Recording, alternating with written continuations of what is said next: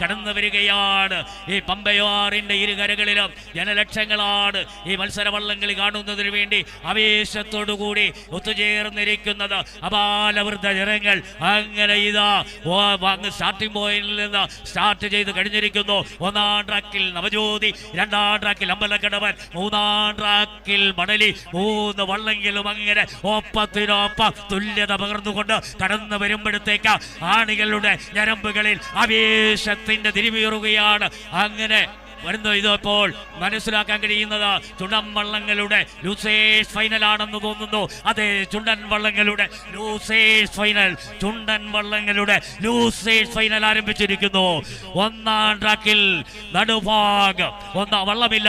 രണ്ടാം ട്രാക്കിൽ നടുഭാഗം, മൂന്നാം ട്രാക്കിൽ അയാപറമ്പ് പാണ്ടി. 5ാം നമ്പർ വള്ളം നടുഭാഗം ബോട്ട് ക്ലബിന്റെ സുനിൽ ജോസഫ് വഞ്ചിക്കൽ ക്യാപ്റ്റനായിട്ടുള്ള നടുഭാഗം 2ാം ട്രാക്കിലൂടെ കടന്നു വരുമ്പോൾ 3ാം ട്രാക്കിലൂടെ കടന്നു വരുന്നു.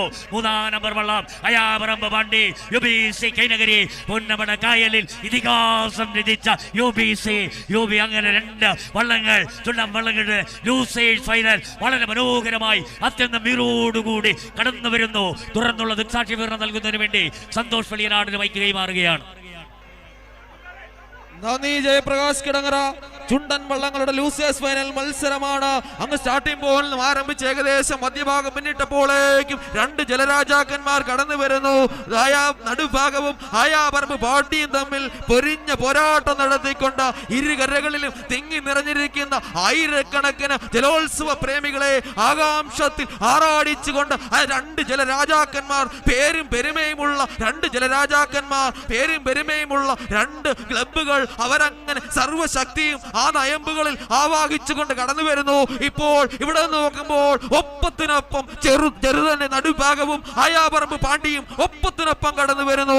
അയാപറമ്പ് പാണ്ടിയാണോ നടുഭാഗമാണോ 2 ഇഞ്ചുകളുടെ വ്യത്യാസം പോലും ഇല്ലാതെ ഒരു ചരട് കെട്ടിപ്പിടിച്ചിരിക്കുന്നത് പോലെ ഫൈനൽ മത്സരം ഇതാണെന്ന് പോലും സംശയിക്കേണ്ടിയിരിക്കുന്നു.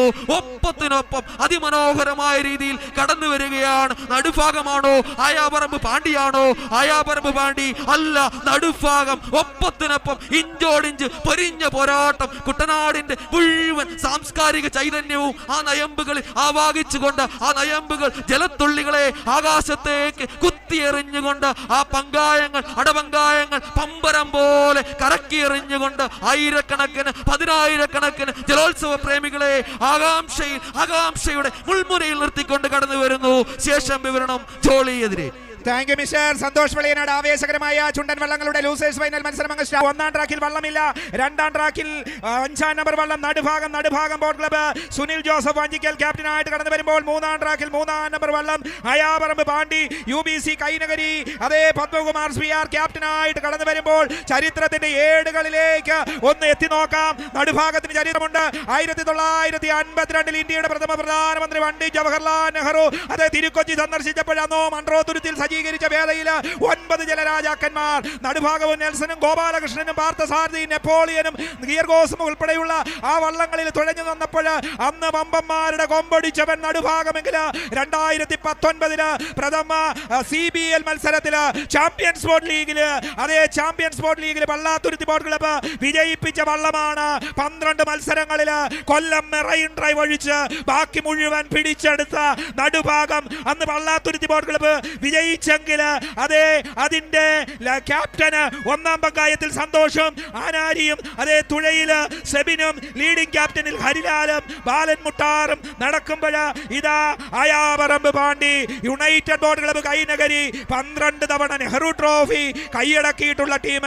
63 ഗിയർഗോസില്, 64 സെന്റ് ജോർജില്, 65 68 പാർത്ഥസാരഥിയില്, 70 കല്ലൂപ്പറമ്പില്, 76 കാരിച്ചാലില്, 79 വലിയ ദിവാഞ്ചിയില്, 89 90 91 ചമ്പക്കുളത്തില്, 93 കല്ലൂപ്പറമ്പനില്, 2014 ചമ്പക്കുളത്തില്.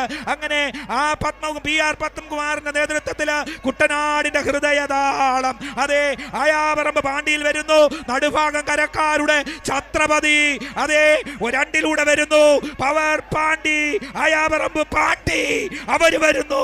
3ലൂടെ UBCയും നടുഭാഗവും ഇതാ ഒരുപോലെ അയ്യടാ പോയടാ വിളിയുടെ താള താളലഹരിയിൽ അല്പം മുൻപില് നടുഭാഗം വമ്പന്മാരുടെ കൊമ്പൊടിച്ചവൻ ഇതാ പവർ പാണ്ടിയെ പിടിച്ചു കെട്ടുന്നു. UBCയെ പിടിച്ചു കെട്ടുവോ? ചോദ്യങ്ങൾക്ക് നടുവില് തുഴപ്പാടുകളോ? അല്ല, പവർ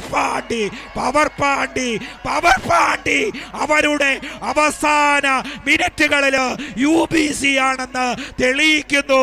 അങ്ങനെ ആവേശത്തില് ആര് ജയിച്ചു എന്ന് ഇവിടെ പറയേണ്ടത് ജഡ്ജസ് ആണ്.